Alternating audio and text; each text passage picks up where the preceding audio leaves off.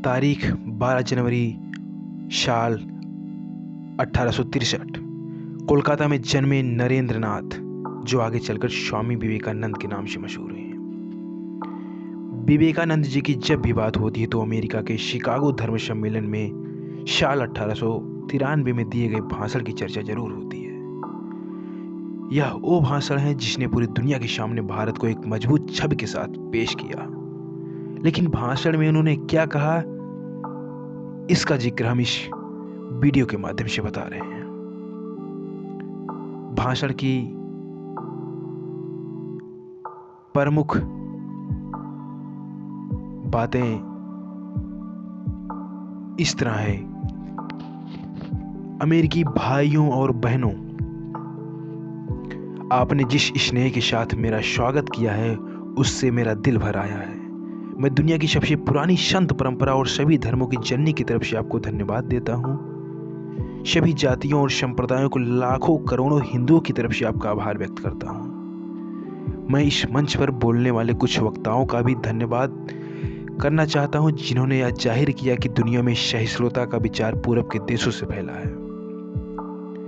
मुझे गर्व है कि मैं उस धर्म से हूँ जिसने दुनिया को सहिष्णुता और सार्वभौमिक स्वीकृति का पाठ पढ़ाया है।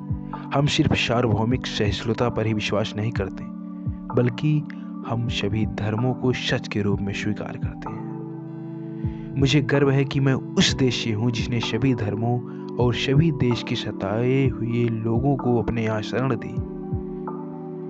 मुझे गर्व है कि हमने अपने दिल में इजराइल की वो पवित्र यादें संजो रखी हैं जिसमें उनके धर्मस्थलों को रोमन हमलावरों ने तहस नहस कर दिया था और फिर उन्होंने दक्षिण भारत में शरण ली। मुझे गर्व है कि मैं ऐसे धर्म से हूँ जिसने पारसी धर्म के लोगों को शरण दी और लगातार अब भी उनकी मदद कर रहा है। मैं इस मौके पर वह श्लोक सुनाना चाहता हूँ जो मैंने बचपन से याद किया और जिसे रोज करोड़ों लोग दोहराते हैं। जिस तरह अलग अलग जगहों से निकली नदियाँ अलग अलग रास्तों से होकर आखिरकार समुद्र में मिल जाती हैं, ठीक उसी तरह मनुष्य अपनी इच्छा से अलग अलग रास्ते चुनता है।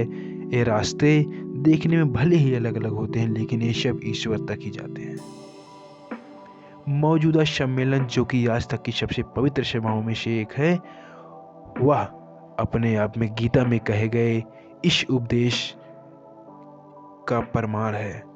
जो भी मुझ तक आता है, चाहे कैसा भी हो, मैं उस तक पहुंचता हूँ। लोग अलग अलग रास्ते चुनते हैं, परेशानियां झेलते हैं, लेकिन आखिर में मुझ तक पहुंच जाते हैं। सांप्रदायिकता, कट्टरता और इसके भयानक वंशजों के धार्मिक हट ने लंबे समय से इस खूबसूरत धरती को जकड़ रखा है।